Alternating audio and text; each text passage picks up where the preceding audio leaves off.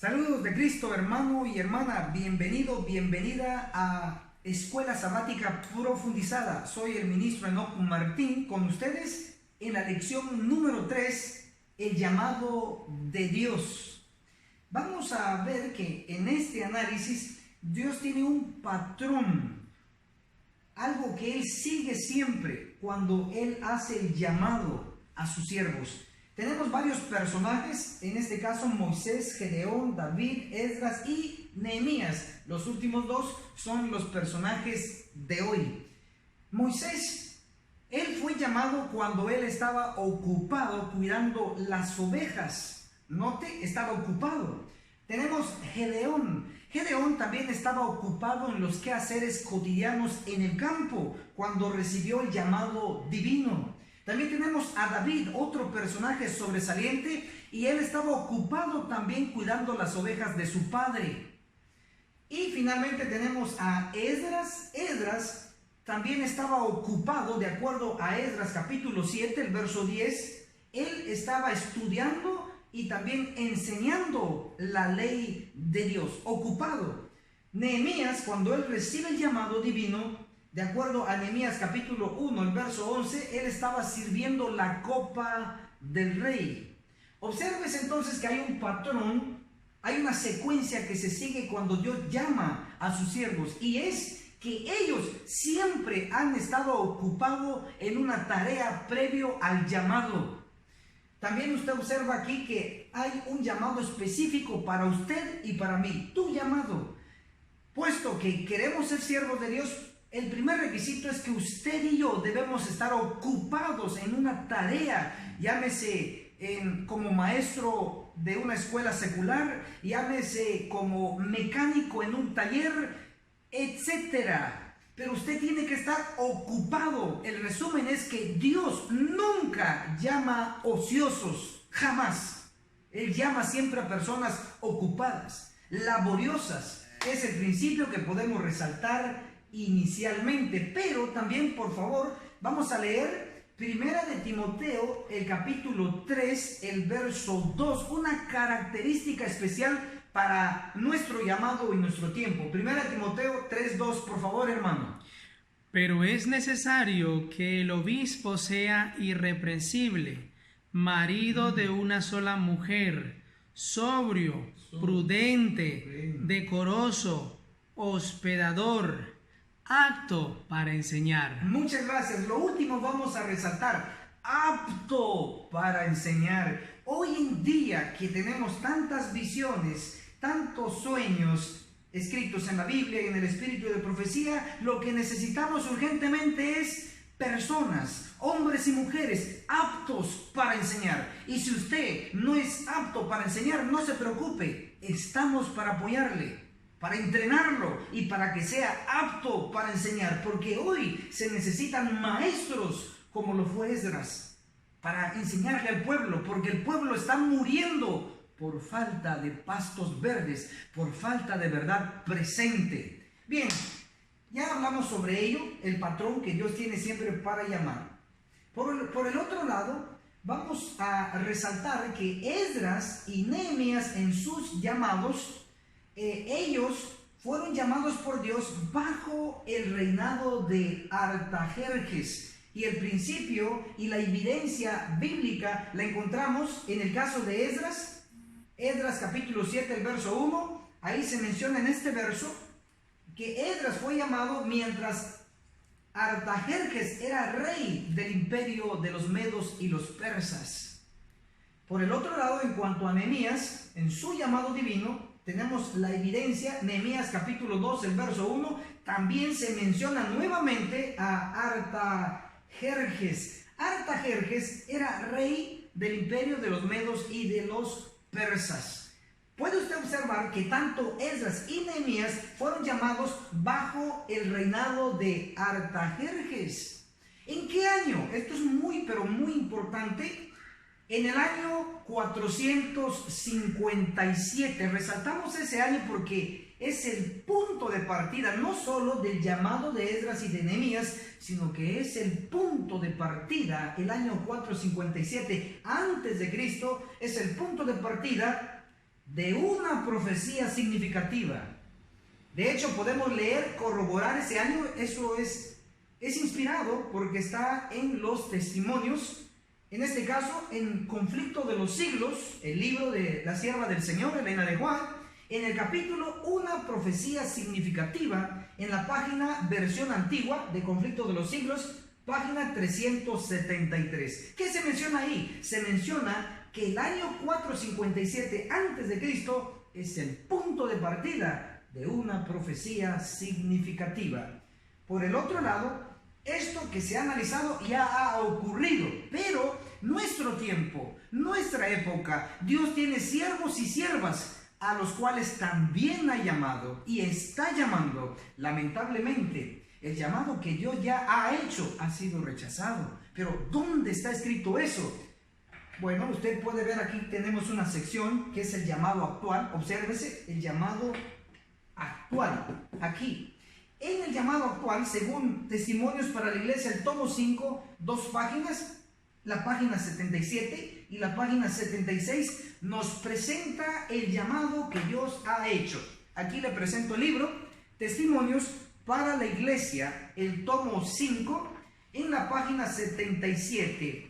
Da pena leerlo, pero lo voy a leer. Testimonios para la Iglesia, el tomo 5, página 77. Dice: el llamado para hacer esta grande y solemne obra se hizo a hombres eruditos y de elevada posición.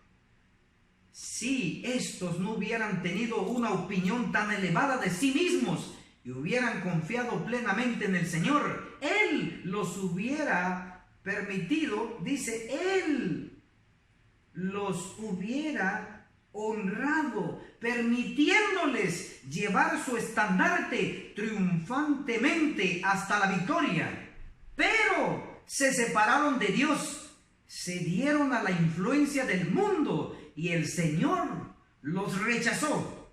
Obsérvese que el llamado que Dios ha hecho ha sido a un grupo, a un número de hombres eruditos, encumbrados de altas posiciones en la iglesia.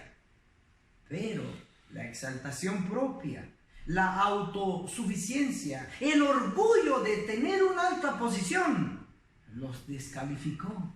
Y Dios dice aquí, no lo estoy inventando, léanlo electrónicamente o físicamente en el libro Testimonios para la Iglesia, el tomo 5, en la página 77, la última parte, porque ya lo leí, resalto esto. Pero se separaron de Dios, se dieron a la influencia del mundo y el Señor los rechazó. Pero entonces, ¿qué hará el Señor con su iglesia, puesto que ha rechazado a los más altos, a los encumbrados, a los líderes? ¿Qué va a hacer el Señor o qué está haciendo en nuestro tiempo? Bueno, en el mismo libro, Testimonios para la Iglesia, el tomo 5, la página 76, nos da esperanza el Señor a través del Espíritu de profecía. Dice: el Señor Cristo tiene siervos fieles, quienes se han de manifestar en la obra del zarandeo y prueba. Hay almas preciosas ocultas por el momento, que no se han postrado ante Baal, no han tenido la luz que con deslumbrante resplandor ha brillado concentradamente sobre nosotros, pero puede ser que bajo un exterior algo áspero y no muy llamativo se revele el brillo de un carácter cristiano genuino. ¡Qué esperanzador! El Señor tiene siervos fieles, quienes se han de manifestar en la hora del zarandeo y prueba. Dice que son almas que están por el momento ocultas y no son muy llamativos. Claro, son siervos fieles, son laicos, no tienen títulos, quizá pegado en la pared, pero sí manejan la palabra de Dios, pero sí son aptos para enseñar la palabra de Dios, pero sí creen en la Biblia, en el espíritu de profecía. Esos son los siervos que hoy están tomando el lugar del liderazgo que ha rechazado a Cristo, nuestro líder. Sí se predica de Cristo, pero no se sigue a Cristo, no se sigue la verdad presente. Que el cielo los bendiga en este análisis. Amén. En nuestra sección siguiente, que se titula Los 3 decretos en el tipo para, construir el templo literal. La base lo tenemos en Esdras capítulo 1, el verso 2, y la contraparte, que sería el antitipo, los 3 decretos antitípicos para construir el templo espiritual. Y nuestra base es Efesios capítulo 2, del verso 20 al 22. Empezamos con este bloque en nuestro análisis. Encontramos en Esdras, el capítulo 6, el verso 14, que se dieron 3 decretos para la construcción del templo literal. Pero lo vamos a leer.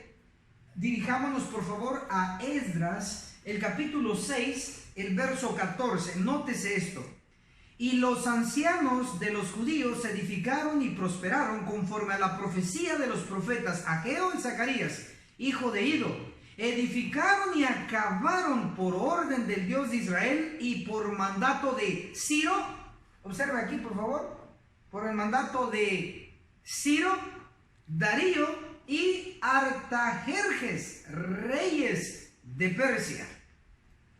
Según este texto, Esdras, el capítulo 6, el verso 14, se menciona a 3 reyes que dieron 3 decretos: Ciro, Darío y Artajerjes. Ojo, este es el orden según este verso, Esdras 6:14. Pero es interesante notar que no fue Artajerjes el que terminó de construir el templo literal, sino que fue Darío. Entonces, ¿qué ocurre? Ciro, Darío y Artajerjes es el orden de Esdras 6:14. Leamos lo que estoy diciendo para que le agarren la idea. Sería Esdras, el capítulo 6, el verso 15 dice: y la casa fue terminada el 3er día del mes de Adar. Era el 6º año del reinado del rey Darío. Entonces, pregunto, ¿quién terminó de construir el templo literal? Ahí tenemos 3 personajes. De acuerdo a lo que acaba de leer Esdras capítulo 6, el verso 15, se terminó en el reinado de Darío. Pero Esdras capítulo 6, el verso 14, me coloca a Darío en el 2º lugar y en el 3er lugar Artajerjes. Pudiéramos asumir que el que terminó de construir el templo literal fue Artajerjes, pero no fue así, fue Darío. Vamos a ver un caso semejante, quizá esto nos ayude a entenderlo, quizá como el caso de Ezequiel 14:14. Ahí en ese verso se menciona a Noé, Daniel y Job. Usted lo puede leer. Ezequiel 14:14, en este orden se menciona a estos 3 personajes. Número 1, Noé. Número 2, Daniel. Y número 3, Job. Pero usted puede preguntarse y analizar, pero ¿no fue Job el segundo después de Noé? Y entonces, ¿por qué aparece aquí Noé primero y luego Daniel y de último o en tercero Job? Cuando debiera ser al revés. Noé primero, segundo Job y tercero, el último, Daniel. ¿Ven el orden que nos presenta Ezequiel 14:14? Es este: Noé, Daniel y Job. Pero ¿qué pudo haber ocurrido? Para eso está la inspiración, nos lo va a interpretar. Testimonios para la Iglesia. Testimonios para la Iglesia, el tomo 5. A ver, ¿dónde está nuestro libro? Testimonios para la Iglesia, aquí está. Testimonios para la Iglesia, el tomo 5, en la página 200. Vean el orden de la inspiración en estos nombres y conforme fueron existiendo, por supuesto. Dice así: Testimonios para la Iglesia, el tomo 5, página 200. Cuando si Noé, Job y Daniel estuvieran en la tierra, no salvarían hijo ni hija. Pero obsérvense el orden que da la sierva del Señor. Si Noé, como está acá, Job, como está acá, y Daniel, como está acá. Pero cuando uno lee Ezequiel 14:14, el orden es primero Noé, segundo Daniel y tercero Job. Pero ¿cuál es el orden correcto? El orden correcto es el que está descrito en Testimonios para la Iglesia, el tomo 5. Primero Noé, segundo Job y tercero Daniel. Es muy posible que el caso que estamos analizando el de Esdras 6:14, primero colocan Ciro, lo segundo Darío y tercero Artajerjes. Pero encontramos que no fue Artajerjes el que terminó el templo literal, sino que fue Darío. Por lo tanto, basado en lo que hemos analizado, debe ser el orden correcto, el siguiente. Número 1, Ciro. Número 2, Artajerjes. Y número 3, Darío. Es el orden correcto. ¿Por qué? Porque Esdras, el capítulo 6, el verso 15, nos dice que fue Darío el que terminó el templo literal. Él terminó de construirlo. Entonces tenemos este orden. Ahora, son 3 decretos. Obsérvese esto. El primer decreto lo dio Ciro. Y Ciro dio la orden que el pueblo judío regresara a Jerusalén. Y eso lo encontramos en Esdras capítulo 1, del 2 al 4. Ahí Ciro decreta que se construya la casa de Dios. Está el primer decreto, ahí no hay problema.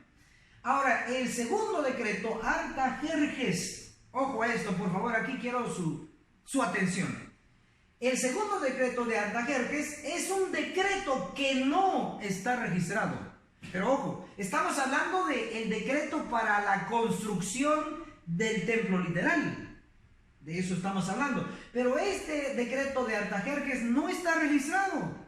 Pero, por favor, no confunda ese decreto de construcción del templo con el decreto que sí está registrado y también es de Artajerjes, pero no fue un decreto de construcción, sino un decreto de embellecer el templo.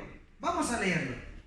Esdras, el capítulo 7, el versículo 21 dice: yo mismo, el rey Artajerjes, doy esta orden a todos los tesoreros del otro lado del río, que todo lo que os demande el sacerdote Esdras, escriba de la ley del Dios del cielo, se le conceda con diligencia.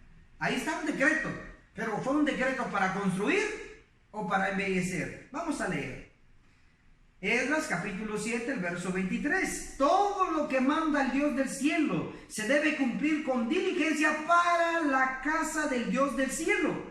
Sí involucra al templo, sí, pero veamos para qué. Esdras 7, ahora el verso 27 es la clave. Esdras 7, 27. Dice: alabado sea el eterno Dios de nuestros padres, que movió el corazón del rey para honrar la casa del Eterno que está en Jerusalén. Mi versión dice honrar, pero uno revisando el original, el hebreo no dice honrar. En el hebreo dice embellecer la casa del Eterno, embellecer la casa de Dios. Pero también tenemos en español una versión que se llama la Biblia de las Américas. En esa versión, la Biblia de las Américas, usted lo puede encontrar en internet si no lo tiene físicamente. Y busque, por favor, Esdras capítulo 7, el verso 27. Y ahí dice: alabado sea el eterno Dios de nuestros padres, que movió el corazón del rey para embellecer la casa del Señor que está en Jerusalén. También usted lo puede comprobar en la versión que usó Elena de White, la King James Version. Allí en Esdras 7, el verso 27 dice: embellecer la casa del Señor.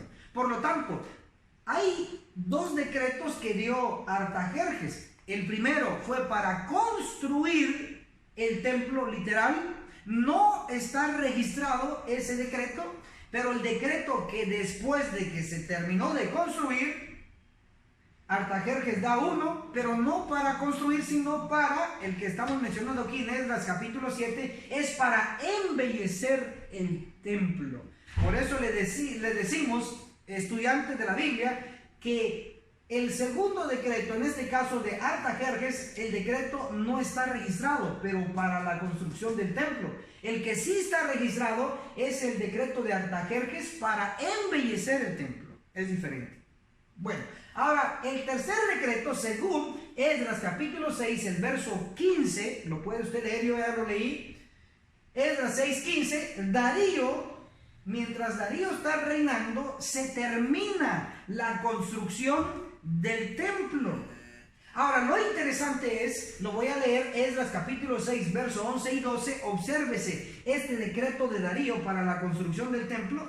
Debe entenderse que cuando se dio el primer decreto, se hizo a la fuerza. O sea, los judíos no querían construir, lo estaban haciendo a mala gana. Y el segundo decreto que se dio, tampoco tenían ganas de hacerlo, y la construcción del templo estaba atrasado, estaba abandonado. Entonces Darío da un decreto severo, porque no querían a la buena, entonces se hizo a la mala. Y lo podemos leer, Esdras, el capítulo 6, el versículo 11 y el versículo 12, dice: también ordeno que quien no cumpla este decreto, se le arranque de su casa una viga y se le cuelgue en ella y su casa sea reducida a escombros. ¿Están observando?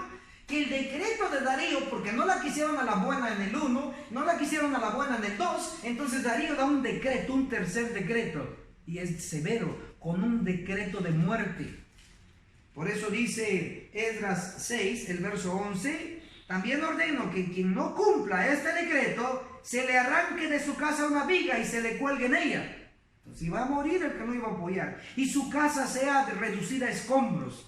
Ahora el verso 12, Esdras 6, 12. Y el Dios que hizo habitar ahí su nombre, destruya a todo rey y pueblo que se oponga para cambiar o destruir esta casa de Dios que está en Jerusalén. Ojo, y yo, Darío, di el decreto, cúmplase prestamente.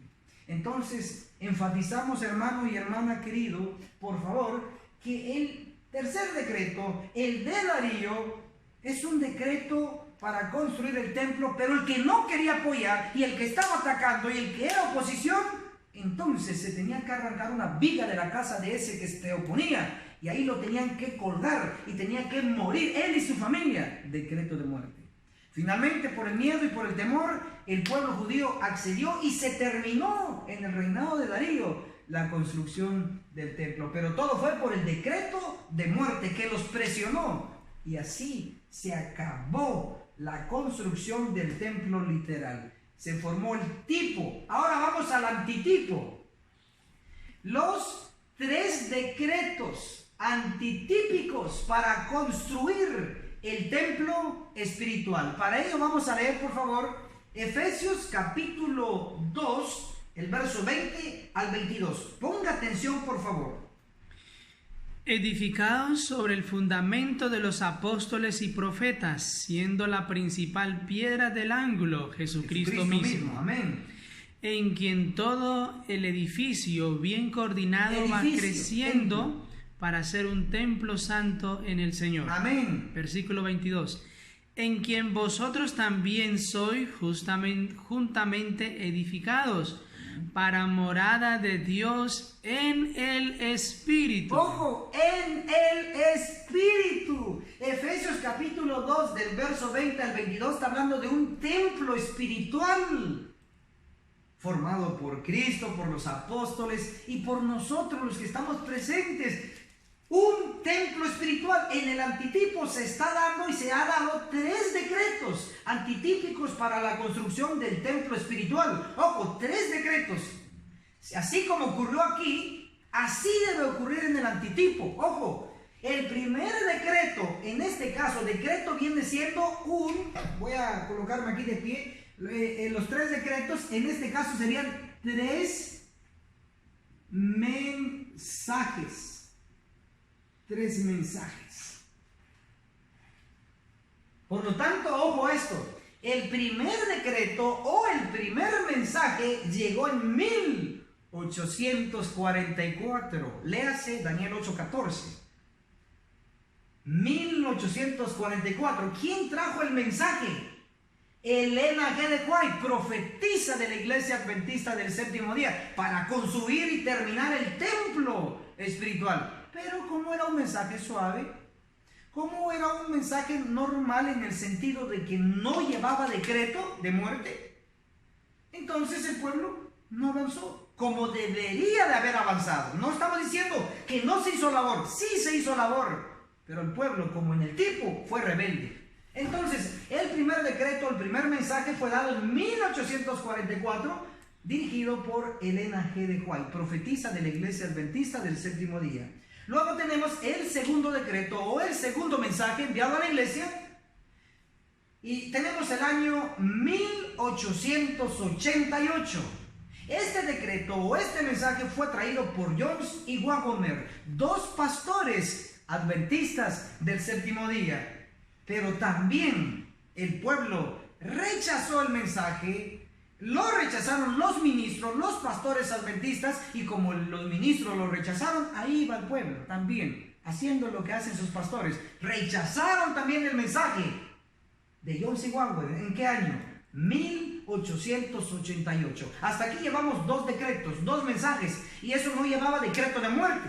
El primero, 1844, el segundo, 1888, pero luego viene un tercer decreto, un tercer mensaje. Estamos hablando del año solemne, 1930. En 1930 llega el mensaje hecho y derecho, formado por la Biblia y el espíritu de profecía, y llega a la iglesia. En 1930 se entregan 33 copias sobre el decreto, sobre el mensaje a la conferencia general. Pero la conferencia general rechaza el mensaje de 1930. Un mensaje basado en un día grande y terrible para la iglesia. Pero lo rechazó la conferencia general, así como lo rechazó en 1888, así como atacaron a Elena de White en 1844 para adelante, porque la hermana Elena de White predicaba la verdad. Pero lo interesante es que el tercer decreto, el tercer mensaje de 1930, lo trajo el tercer Elías, y esto está registrado en Malaquías 3:5. ¿Qué es lo que dice Malaquías 3:5? Malaquías, corregimos ahí, no es Malaquías 3, sino que es Malaquías 4. Corregimos ahí de una vez, lo vamos a hacer. Malaquías 4. Malaquías 4, el verso 5. Importante esta cita, Malaquías 4:5. ¿Qué es lo que dice, por favor? He aquí, yo os envío el profeta Elías. Profeta Elías. Antes que venga el día de Jehová grande y terrible. Amén, gloria a Dios. Qué profecía más hermosa para aquellos que queremos luz. Luz de verdad presente. Malaquías 4:5 encontramos que se pronosticó la aparición del tercer Elías, y su mensaje no es cualquier mensaje, no es un mensaje de amor, de caricia, para venir a dormir al pueblo más. Si ya está roncando, ¿para qué le vamos a dar más mensaje de sueño? Tenía que ser un mensaje que viene a despertar. Es del día grande y terrible. Es tan terrible, hermano y hermana, este día es tan terrible que el valiente va a gritar. Imagínense, si grita el valiente, ¿qué no va a hacer el cobarde? Bueno, entonces el mensaje del tercer Elías es sobre el día grande y terrible. Es grande, hermano querido, porque va a ser grande para los que van a ser sellados. Y va a ser terrible para aquellos que no reciban el sello, porque van a ser cortados. Ya tiene que ir viendo la realidad. La iglesia adventista tiene que ser purificada con este tercer mensaje, con este tercer decreto. Ahora, usted estará preguntándose, ¿solo la Biblia habla del tercer Elías que trajo el tercer decreto, el tercer mensaje? Y veremos que no, también el espíritu de profecía, testimonios para los ministros. Tengo 3 versiones acá para que usted no tenga duda de nada. Testimonios para los ministros, tenemos 3 ediciones. Una de ellas la tengo acá, que es el original, Testimonios para los ministros, versión original en español. Es decir, la versión antigua, la primera, a eso me refiero cuando digo original, porque el original está en inglés. Pero esta en español, la primera versión, está en Testimonios para los ministros, en la primera edición, la antigua, en la página 375. 375, corregimos. Hoy se ha querido filtrar el número 3, pero no es el 3, sino que es el 4. Corregimos aquí, es 475. Testimonios para los ministros, aquí lo tengo, en la versión antigua es la 475 y dice así: que el cielo nos guía, así aparece el subtítulo. En la primera edición antigua, en la página 475, ojo, Pero tenemos otras ediciones, miren que son bonitos, son chulos, se ven bonitos, hermosos, pero nos han cambiado las páginas. No sé si ha sido a propósito o ha sido sencillamente por casualidad, pero no creo que ocurran por casualidad. Siempre hay un propósito. Pero tenemos estas versiones. En la edición del 2013 está en la página 487, usted lo puede ver ahí. En la edición del 2013 está en la página 487 y es esta edición, la del 2013. También tiene el subtítulo Que el cielo nos guíe. Edición 2013, en la página 487. Si usted tiene este libro, por favor, vaya a buscarlo en la página 487. Ahí está el subtítulo Que el cielo nos guíe. Pero si usted tiene esta otra versión, que es la más reciente, la edición 2018, es la página 496. Aquí está. Pero si usted tiene de aquel libros rojos que le llamábamos el original, Testimonios para los Ministros, está en la 475. Bien, entonces vamos a leer desde el original, en la primera edición. Testimonios para los Ministros, página 475, el subtítulo Que el cielo nos guíe. La profecía debe cumplirse. El Señor dice, y cita Malaquías 4:5. He aquí, yo os envío al profeta Elías, antes que venga el día del Eterno grande y terrible.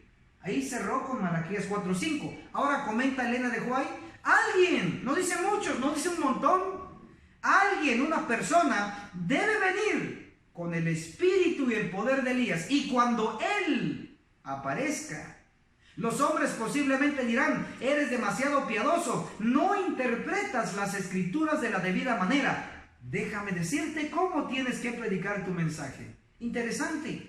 Se evalúa esta cita en sus diferentes versiones, que no es un montón los Elías de hoy, no es una multitud, sino que es una persona, y no es una mujer, porque dice, y cuando él aparezca. De hecho, Malaquías 4:5 se le llama el profeta Elías. No dice la profetisa Elías. Si dijera así, entonces puede ser una mujer. Pero Malaquías 4:5 dice, aquí os envío al profeta Elías, un varón, una persona. Ojo, pero así como el Elías tisbita sentía que estaba solo, ustedes recuerdan muy bien que Dios le dijo, tranquilo, porque todavía hay 7,000 que no han doblado rodilla ante Baal. Estoy seguro que esos 7,000 fueron ayudantes posteriormente de Elías tisbita. Lo que reafirmamos es que el Elías tisbita, el que fue trasladado al cielo, él era una persona, era un profeta, pero tuvo ayudantes. Igual que Juan el Bautista era una persona, un hombre, pero tuvo ayudantes. De igual manera, hoy el tercer Elías es una persona, es un hombre y tiene ayudantes. Yo soy uno de ellos porque predico la Biblia y el espíritu de profecía. Poderoso. Entonces, enfatizando y regresando a nuestro punto, en el primer decreto viene un mensaje sin decreto de muerte. Un mensaje no con decreto de muerte. El segundo, que fue en 1888, es otro mensaje sin decreto de muerte. Pero el tercero, el de 1930, el del tercer Elías, es un mensaje sobre el día grande y terrible, y ahí involucra muerte. Es decir, nosotros en el tercer decreto, en el tercer mensaje, debe cumplirse y debe completarse la construcción del templo espiritual, el pueblo ya completo, porque somos los últimos. Ahora, lo interesante es que Malaquías 4:5, hablando del día grande y terrible, también lo habla Ezequiel, el profeta, en el capítulo 9, pero bajo la realidad de la matanza. Y eso podemos leerlo, por favor. Ezequiel, capítulo 9, el verso 6. ¿Qué dice, por favor? Matad a viejos, jóvenes y vírgenes, niños y mujeres, hasta que no quede ninguno. Pero a todo aquel sobre el cual hubiere señal, no os acercaréis, y comenzaréis por mi santuario. Comenzaron pues desde los varones ancianos que estaban delante del templo. Sorprendente profecía. Dice, matad, es una orden, eso de matad es un decreto. Ezequiel 9:6 es un decreto de Cristo, de Dios, hacia los ángeles. Es decir, ese decreto, esa orden, se lo da Cristo a los ángeles para que lo ejecuten. Por eso usted puede leer aquí en la pizarra o el pizarrón, la matanza de Ezequiel 9:6 es el decreto de muerte realizada por ángeles, no por hombre de carne y hueso, sino por ángeles santos que nunca han cometido pecado. Por lo tanto, repasando y concluyendo, en el tipo hubieron 3 decretos: el de Ciro, el de Artajerjes y el de Darío para construir el templo literal. No se logró con el primero, no se logró con el segundo, pero se logró con el tercero, porque había un decreto de muerte que presionaba para que terminaran, y efectivamente se terminó aquí en el tipo. Ahora, en el antitipo tenemos 3 decretos o 3 mensajes. El primero, que llegó en 1844, dirigido por Elena de Quay. Luego el segundo llegó en 1888, dirigido por John C. Wagoner. Y el tercero, el que sí tiene decreto de muerte, llegó en 1930 por el tercer Elías, de Malaquías 4:5, enfatizando y llamándonos la atención del día grande para ser sellados entre los 144,000. Y ese día va a ser glorioso para los que reciban el sello del Dios vivo, y terrible para aquellos que no van a recibir el sello y van a caer bajo las espadas, bajo el filo de espada de ángeles. Y eso está registrado, ese decreto, ese mensaje de muerte está en Ezequiel capítulo 9. Dios nuevamente nos está llamando la atención hacia esta gran verdad. Que el cielo lo bendiga poderosamente. Amén. Hermano y hermana, en esta sección vamos a analizar los 2300 días, es decir, años, basado en Números 14:34 y Ezequiel 4:6. Día por año te lo he dado. Daniel, el capítulo 8, el verso 14, es bien específico al decir hasta 2300 tardes y mañanas, luego el santuario será purificado. Esos 2300 días lo convertimos a años basado en las evidencias que hemos dado: Números 14:34, Ezequiel 4:6, día por año. Por lo tanto, son 2300 años. Todo este cómputo tiene que tener un punto de partida y tiene que tener un punto final. Pero antes de entrar a la sección más larga de la Biblia, basado en Daniel 8:14, debo de explicar algo previo, y es lo siguiente. Está la construcción del templo, el segundo templo según el orden secuencial. El segundo templo, que llevó 46 años en su construcción, y para ello hubo 3 decretos. ¿Cuánto tiempo? 46 años. Eso está registrado en San Juan capítulo 2, el verso 20. Después de que se terminó la construcción del templo, es donde entra poco después el punto de partida de los 2300 días. Esta construcción del templo, el primer decreto lo fue dado por Ciro. Él decreta la construcción del templo, y eso lo podemos ver en Esdras capítulo 1, el verso 2. Se termina la construcción del templo, luego entra poco después la profecía de los 2300 años. Ahora, ¿cómo hacemos conexión entre los 2300 días y las 70 semanas? Para ello vamos a leer lo que dice la palabra de Dios. Daniel capítulo 8, el verso 14, dice así directamente: y él respondió, hasta 2300 días de tardes y mañanas, entonces el santuario será purificado. Esta es una visión que Daniel no comprendió. Vamos a leer Daniel capítulo 8, el versículo 26. La visión de las tardes y mañanas que le fue dada es verdadera, y tú sella la visión porque es para un futuro distante.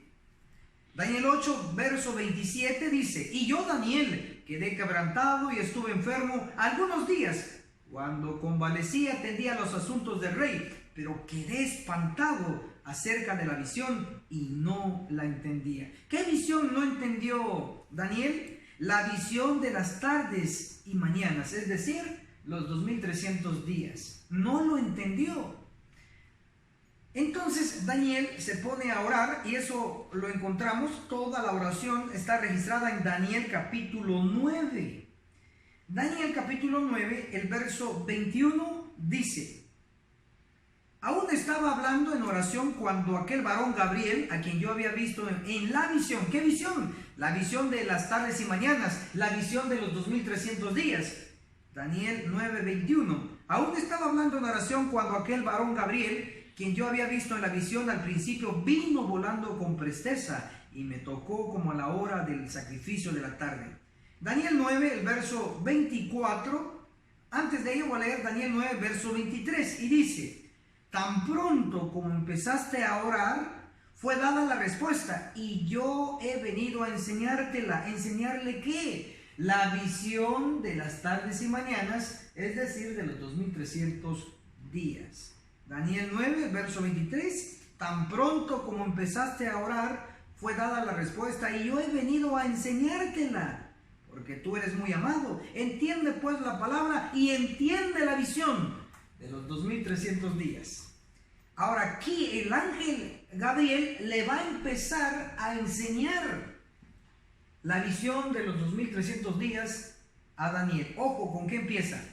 Daniel capítulo 9, el verso 24 dice: 70 semanas están cortadas para tu pueblo y tu santa ciudad, para acabar la prevaricación, poner fin al pecado, expiar la iniquidad, traer la justicia de los siglos y sellar la visión y la profecía y ungir al santo de los santos. Obsérvese que el ángel, cuando le viene a explicar a Daniel los 2300 días, la visión de las tardes y mañanas, lo primero que introduce al explicar esta visión son las 70 semanas, es decir, 490 años, aplicando o convirtiendo las 70 semanas a días.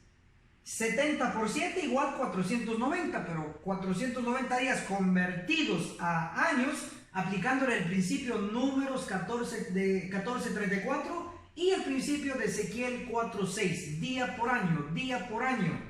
Si tenemos 70 semanas, al convertirlas a días, 70 por 7 igual 490 días, pero le aplicamos el principio, nos da como resultado 490 años. Por lo tanto, el ángel Gabriel, cuando explica los 2300 años, le explica un primer gran bloque de 490 años, que son conocidos como las 70 semanas.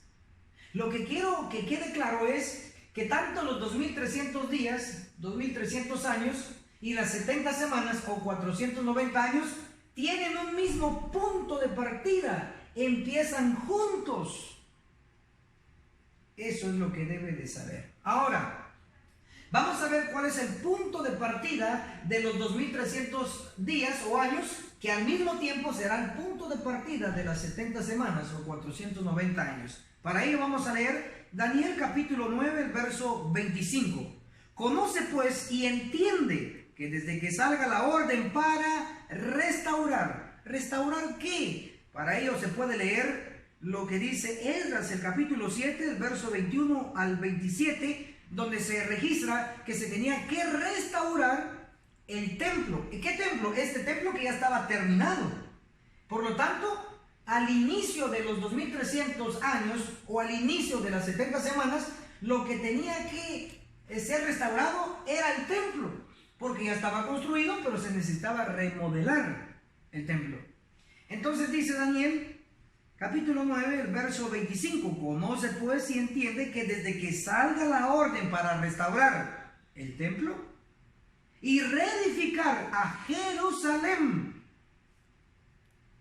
y esto incluía la construcción del muro, y restaurar a Jerusalén hasta el Mesías príncipe, habrá 7 semanas y 62 semanas, la plaza y la muralla se reedificarán en tiempos angustiosos. Entonces, el punto de partida para los 2300 años y el punto de partida para las 70 semanas o 490 años era desde que salió el decreto, es decir, la orden de restaurar y reedificar la ciudad de Jerusalén. Y ese decreto está registrado en Esdras, el capítulo 7, verso 21 al 27. Ese decreto también está registrado en Nehemías, capítulo 2, verso 5 y el verso 17. Desde que se dio la orden de restaurar y reedificar a Jerusalén, la ciudad, entonces empieza a correr el tiempo de la profecía de los 2300 años y de las 70 semanas, 490 años. ¿Quién dio el decreto? Lo dio el rey Artajerjes. ¿En qué año lo dio? Históricamente se comprueba que fue en el año 457 antes de Cristo, porque aquí está la cruz. Esto ocurrió antes del nacimiento de Cristo. Por eso decimos que el punto de partida de los 2300 años y de las 70 semanas o 490 años, el punto de partida fue el año 457 antes de Cristo. Como ya tenemos el punto de partida, entonces vamos a avanzar, pero explicando primero las 70 semanas, que ya dijimos que son 490 años. Ojo, muy importante. Dice Daniel, el capítulo 9, el versículo 24. Solo leo la primera parte porque ya leí todo el verso anteriormente. Daniel 9, 24. 70 semanas están cortadas para tu pueblo. Así dice mi versión. Ojo, tenemos las 70 semanas que son 490 años. Dice que están cortadas. Por eso aquí tienen cortes. El primer corte es de 7 semanas. El segundo corte es de 62 semanas. Y el tercer y último corte es de 1 semana. Échele la suma o saque su calculadora y hagamos esta suma. 7 semanas más 62 semanas, ¿cuánto es? 69 semanas. Más la última semana, 70. Entonces, pregunta de examen. ¿En cuántas partes fue cortada las 70 semanas? La respuesta es en 3 partes. La primera sección, 7 semanas. La segunda sección, 62 semanas. Y la última sección, 1 semana. Haciendo un total de 70 semanas. Ojo, esto es importante porque se lee en Daniel 9, el verso 24, 70 semanas están cortadas para tu pueblo. ¿Quién era el pueblo de Daniel? Era el reino de Judá, para los judíos. Es decir, Dios le dio un tiempo estipulado a la nación judía de 70 semanas en profecía, días proféticos, que en realidad son 490 años. 490 años le dio Dios a los judíos para que reflexionaran, para que abandonaran el pecado y para que buscaran a Dios y cumplieran el objetivo divino. Pero lamentablemente, en lugar de ir mejorando, empeoraron. Pero les dio 70 semanas o 490 años. Impresionante, la verdad que sí. Ahora, vamos a convertir las 7 semanas, que sería la primera sección o el primer corte para los judíos. 7 semanas son 49 años. Pero ¿cómo nos sale este resultado? Bien sencillo. Tenemos 7 semanas y cada semana, ¿cuántos días tiene? Tiene 7. Por lo tanto, 7 semanas por 7, hablando de días, 7 por 7 igual 49 días, pero aplicamos el principio de Números 14 y 34, de Ezequiel 4:6, día por año te lo he dado. Por lo tanto, 7 por 7, 49 días, pero le aplicamos el principio, 49 años. Allí tenemos los 49 años, la primera sección. Luego tenemos las 62 semanas. Estas 62 semanas son 434 años. Pero ¿cómo nos da el resultado de 434 años? Bien sencillo. Son 62 semanas. Lo tiene que multiplicar por 7 porque cada semana tiene 7 días. Háganlo. 62 por 7 igual 434 días. Pero le aplicamos el principio maravilloso de Números 14:34 de Ezequiel 4:6. Por lo tanto, tenemos 62 semanas igual 434 días, aplicándole el principio, 434 años. Interesante. Aquí ya vamos analizando el segundo corte de las 70 semanas. Ahora, vayamos al tercero y último corte de las 70 semanas, que es 1 semana. 1 semana, ¿cuántos días tiene? Tiene 7, esto es lo más fácil. 1 semana, 7 días. Pero como le aplicamos el principio de Números 14:34 de Ezequiel 4:6, Una semana, 7 días, aplicamos el principio, 7 años, ahí está. Por lo tanto, ya tenemos los 3 cortes convertidos ya a años. 49 años en la primera sección, 434 años la segunda sección y 7 años la última sección. Sumemos.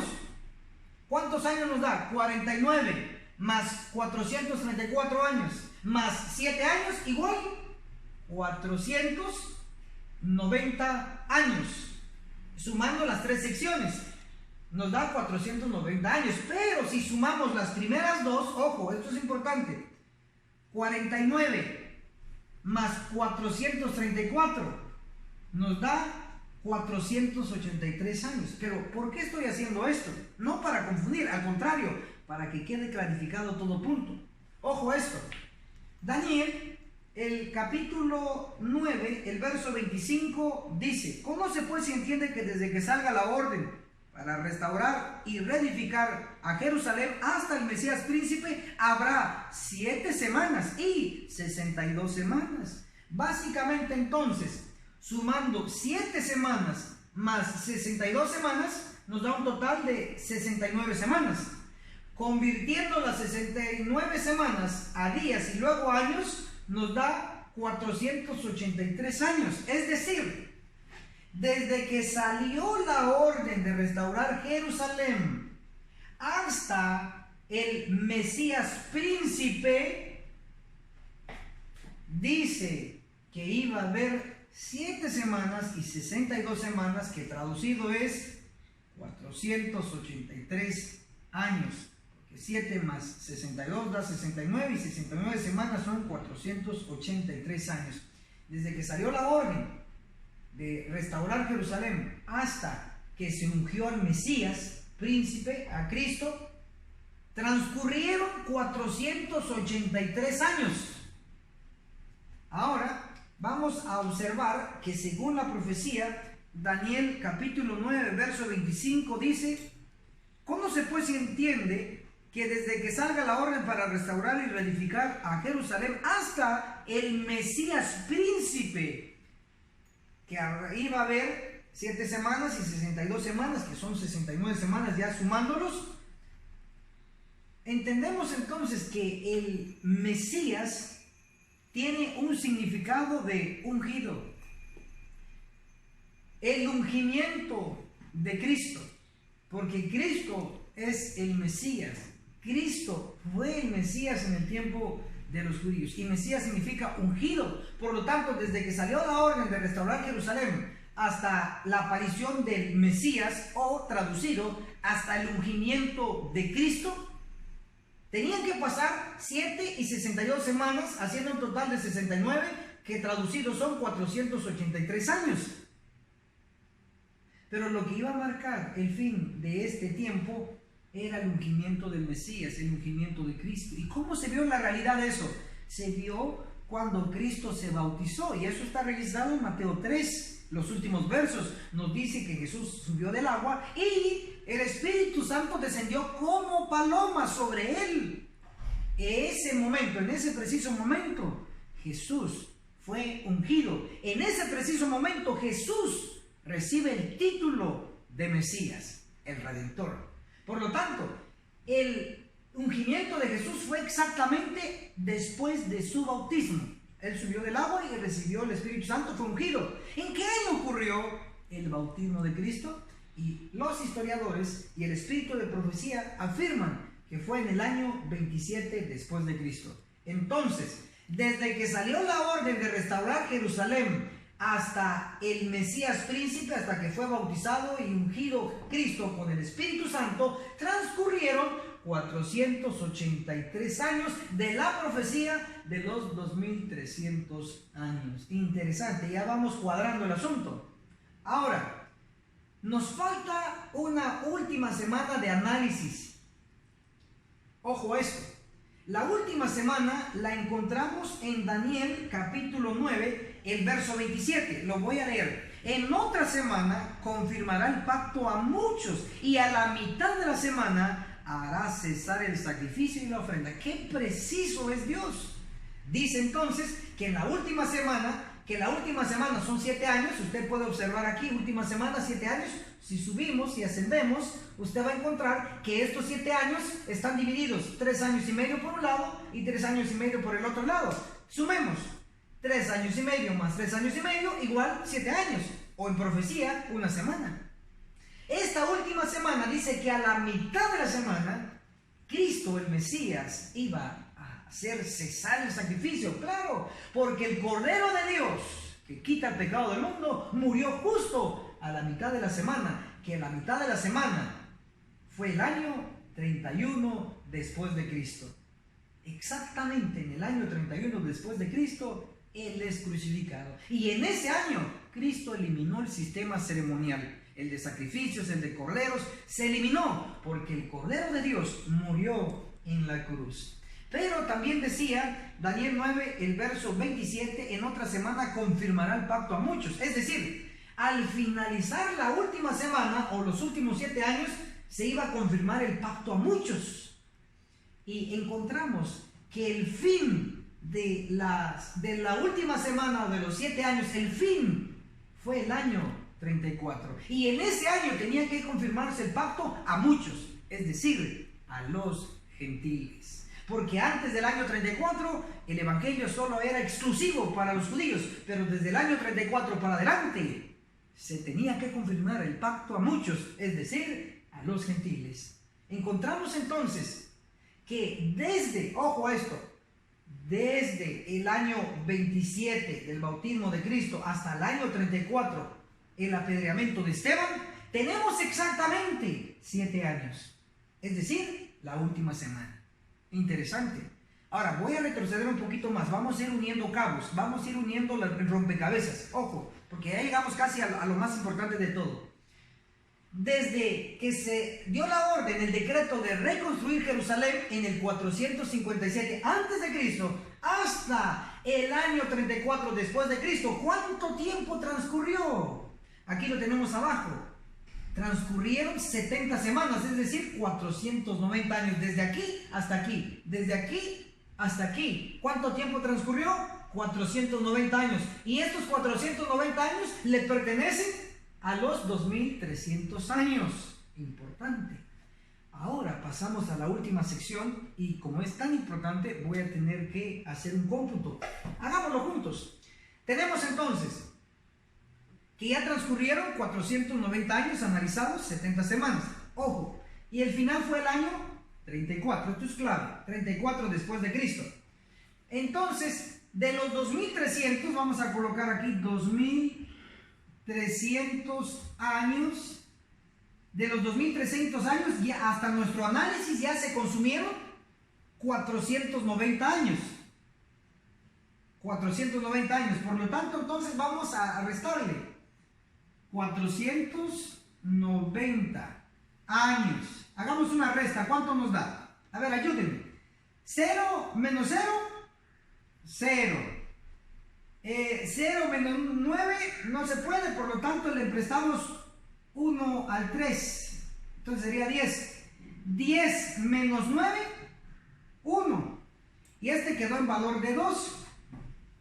Ahora le prestamos 1 al 2, entonces ya tenemos 12. Este queda valor de 1. 12 menos 4, 8.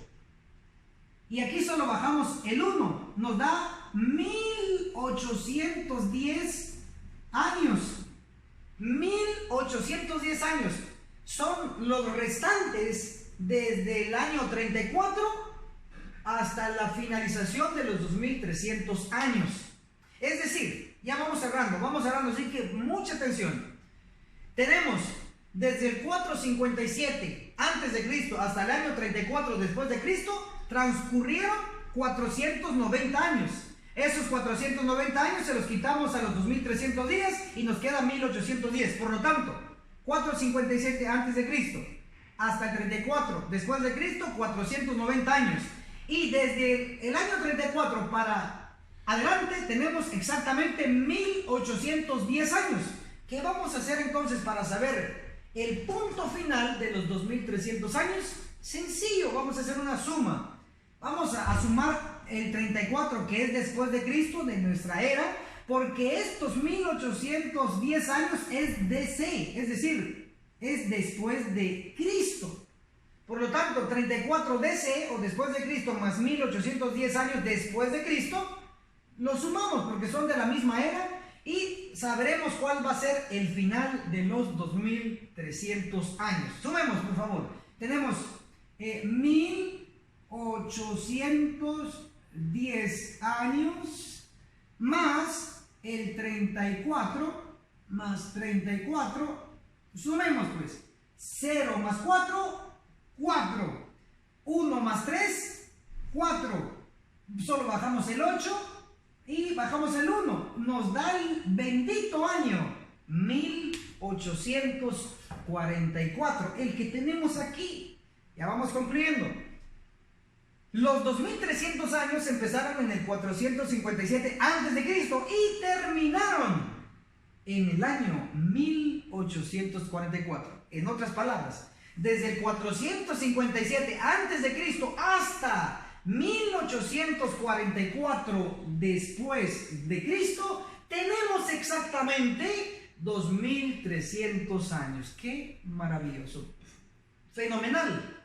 Ahora, a ciencia cierta, los 2300 años terminaron el 22 de octubre de 1844. Yo no creo en las casualidades, no lo creo. Al momento de la grabación, estamos grabando en el mes de octubre. Ahora, lo interesante es que el 22 de octubre, vamos a ver aquí en nuestro fondo, el calendario de octubre de 1844. Mire, sorpréndase, por favor, sorpréndase. Octubre de 1844 tenemos, busquemos cuál fue el 22, porque ojo, allí, el 22 de octubre de 1844, ubiquémoslo acá. El fin de los 2300 años. Octubre de 1844, el 22, aquí está el 22, obsérvese. Ahí está el 22. Miren, domingo, lunes, martes. Ok, entonces, el 22 de octubre, ¿qué día cayó? Día terrestre, ¿qué día? Martes. Maravilloso. Tenemos algo extra entonces, ojo. Esto no cualquiera lo enseña. Usted debe valorar esta poderosa profecía y la luz que Dios nos ha dado. El 22 de octubre, este 22 de octubre fue un bendito martes. ¿Por qué estoy diciendo bendito martes, hermanos queridos? Porque empezó el juicio. Investigador de los muertos, le recomiendo que lea el capítulo 29 del conflicto de los siglos, que se titula El juicio investigador. ¿Cuándo empezó el juicio investigador de los muertos? El 22 de octubre, ciertamente, del año 1844 después de Cristo. Pero ¿qué día fue el 22 de octubre? Fue un martes. Y en ese martes empezó el juicio de los muertos en el santuario celestial, en el lugar santísimo. Maravilloso. Y, por favor, ojo a esto, repito, en el momento de la grabación de este precioso y hermoso tema, estamos grabando en octubre. Ahora, octubre 2019, ojo, octubre 2019 es una copia exacta de el octubre de 1844. Voy a repetir, no se me pierdan. El octubre del año 1844, que fue el octubre del fin de los 2300 años, ese 22 de octubre, ese calendario de octubre del 44, aquí en el 2019, del octubre 2019, este octubre es una copia exacta del octubre de 1844. ¿Cómo así, hermano? En su tiempo libre, si usted está tan interesado y quiere más información, pídame las gráficas que tenemos acá y se lo vamos a enviar. Usted analícelo en su tiempo libre. Pero exactamente el octubre del 2019 es una copia del octubre de 1844. ¿Por qué? Ustedes vieron que el 22 de octubre de 1844 fue un día martes, ya lo comprobamos. Ojo ahora, octubre de 2019, ¿cuándo cae el 22 de octubre? martes, domingo, lunes, martes. Ahí tenemos el 22 de octubre. ¿En qué día?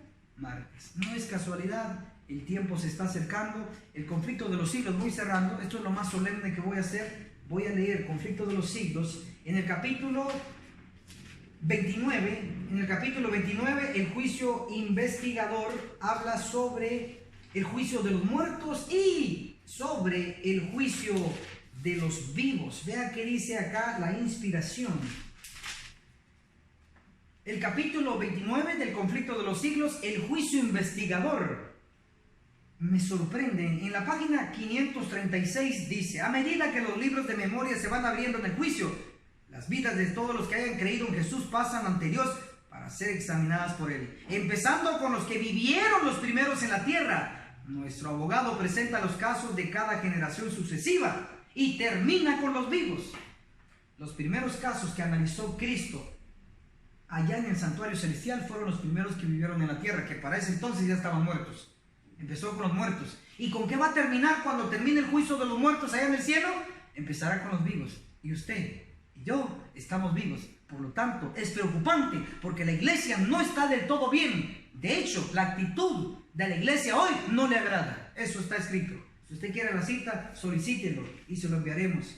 Por el otro lado, conflicto de los siglos, capítulo 29, el juicio investigador. En la página 544 nos dice así.